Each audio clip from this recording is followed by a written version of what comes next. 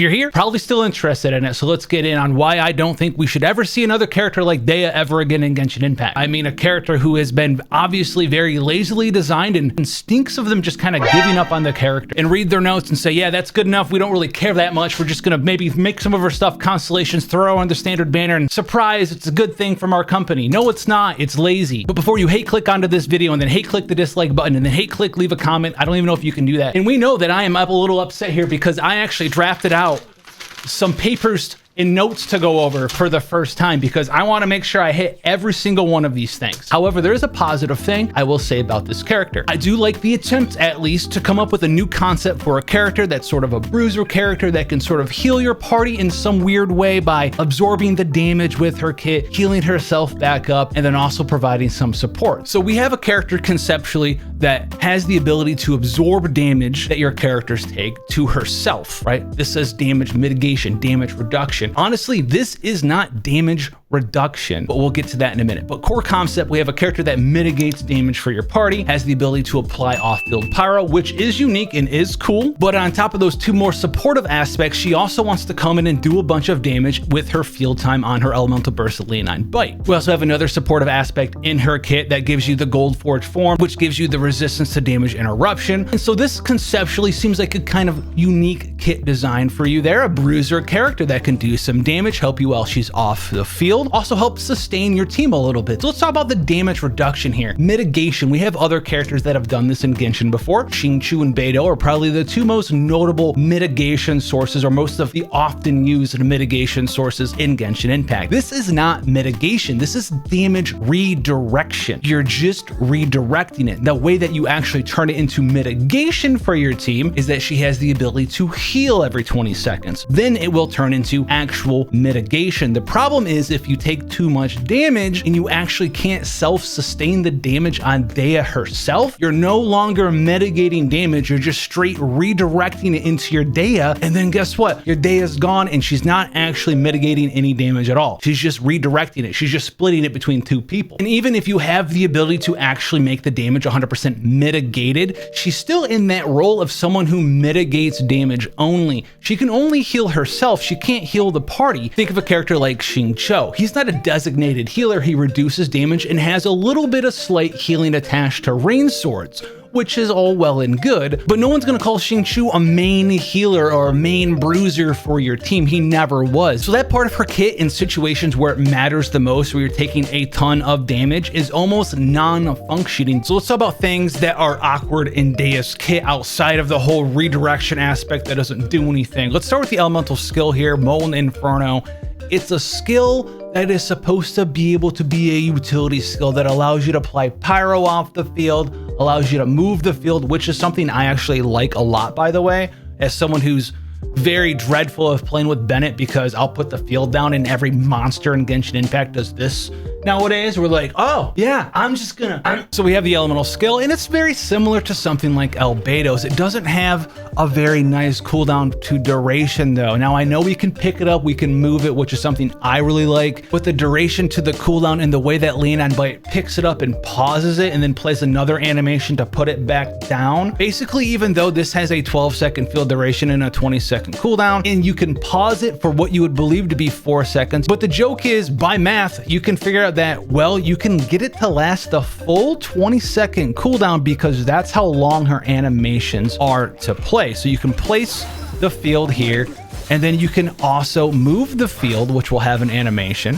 that takes a little bit of time, and you can pick it up again, and then elemental burst, boom, boom, boom, boom, boom, and we'll auto put it back down. And check it out, the field's there and we're still counting down. 20-second cooldown is up right now. That means that between placing it, using our elemental burst, and then moving it again, somewhere in there, we're getting an extra 4 seconds of animations. And that just comes from the animations of putting it down, moving it, and the start of the burst, as well as the kick animation for the burst. And this is just very clunky design. The fact that there's 4 hidden seconds of you doing nothing. You're not doing anything. She's in her animation where she flies up to the sky and comes back down to do 1 hit with her kick for 12,000 damage. Or you go ahead and go, wow, I want to move this, so I'll put it down, and then I'll come over here and I'll be like, I'm gonna move it. Whoa, that whole animation where she jumps up, comes down, and punches the ground. That's like a second half of you not doing anything. No, it's not the 4 seconds of her burst.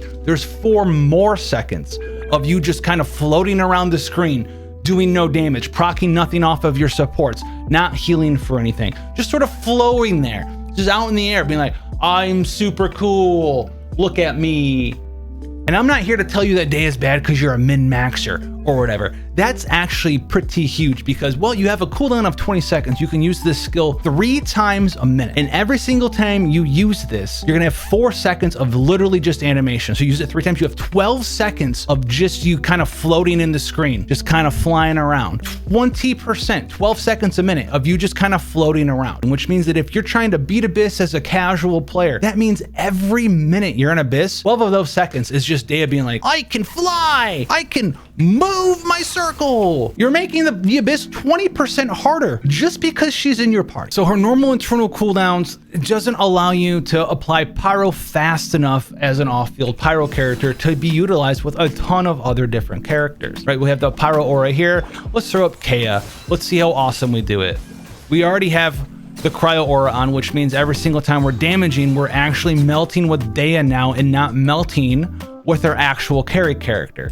Dehya's internal cooldown is too slow and she doesn't apply enough pyro element to overtake people trying to use her as a support for reverse melt. It just doesn't exist. You end up melting with Dehya herself. And you can get around this slightly if you use burning in your team to extend the duration of her pyro aura via the burn elemental reaction. But once again, I will highlight that you are using her in spite of her kit, not because of her kit, although I'll give that one a little bit more leeway than the others. But I hope you're ready to marry Dehya to a Dendro character that you may or may not want to use in another team, just so her E works a little bit more correctly. And this internal cooldown issue works the same exact way for her elemental burst, which as a character who is, I want to be a bruiser, I need to do a little bit of damage myself and a little bit of team support, right? The character that we talked about, Dehya's designed as. Her elemental burst is supposed to be in here and be like, hey, I can do some damage too. It reminds me a lot of Raiden Shogun actually. While being a pyro character, you would really want Dehya to have the ability to melt or vaporize much more often. But guess what? Once again, we have the same internal cooldown on a character who can kind of punch, but what you will see is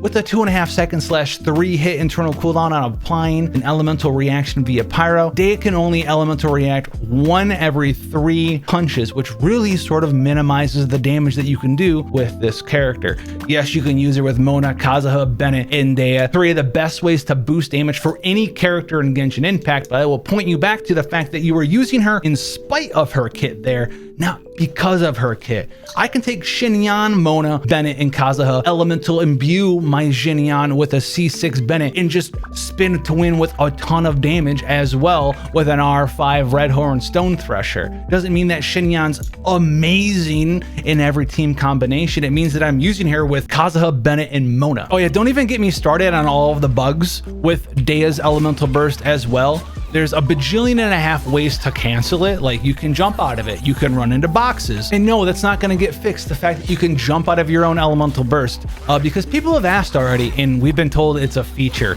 not a bug. So, you know, if you're someone who gets frozen or you're just like, you like to hit the space bar every once in a while, you do this, I'm sorry, it's a feature. You're just using it wrong. Let me write that down. Feature, just get good. But hey, if all of these things we've talked about so far are things that you were like, how do we fix them? Well, you know what? We have poor scaling, it's fine. We go into Constellation 1, we'll get a little bit better scaling. How about 20% HP and then we'll put some max HP multipliers onto her skills as well. That's fine. Do you find it hard to build attack, crit chance, HP, as well as crit damage, maybe a little ER as well? Do you find that difficult? Well, it's fine because if we gain access to C4, you're gonna give yourself energy back as well every time you hit somebody. Constellation for you to help build your character and help her work the way that she's intended to. Also, do you find it a little bit difficult to heal up some of the damage that you take? Because, well, Unstinting Succor and Stalwart and True just isn't enough healing for you a lot of the times if you're running on a Burgeon team or something like that, because you can't use shields if you want to use her weapon because, well, the bonus on her weapon for some reason doesn't work with shield characters. It's a weapon with a literal downside on it. Don't know why, but that's a thing. Well, you know what? I have good news for you. I have really good news for you. If you want more healing, you can get Constellation 4 and she'll heal herself for 2.5% of her max health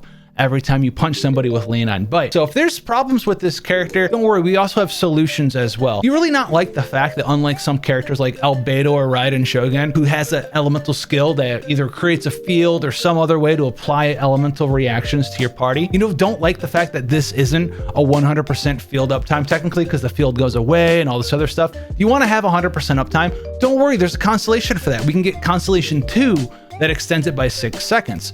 It's totally fine. I want everyone to be able to enjoy the character that they like aesthetically, design-wise, put them in a team, have fun with them, have multiple different builds with multiple different teammates, and be able to get good use out of that character. Not feel like they're using a character because they like that character, and then they're penalized for it because they're designed in a way like this. And what is that way? In my opinion, L-A-Z-Y.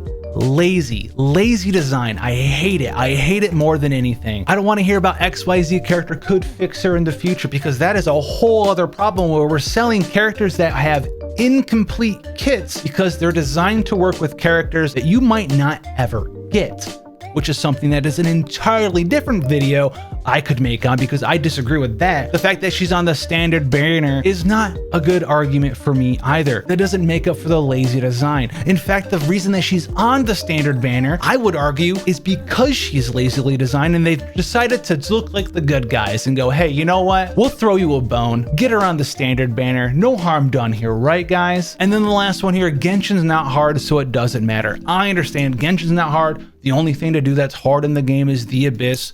You can make her work once again because the game's not hard, but I will go back to it. You're making her work in spite of her flaws, in spite of her design, not because of the design. You want to use a character because they're cool, because they're strong or in some way, even in a niche way. And if you love Dehya the way that she is, I'm super happy for you. This is not a video to attack people who like the character or anything. I'm just upset that players got this character that they were looking forward to in this state.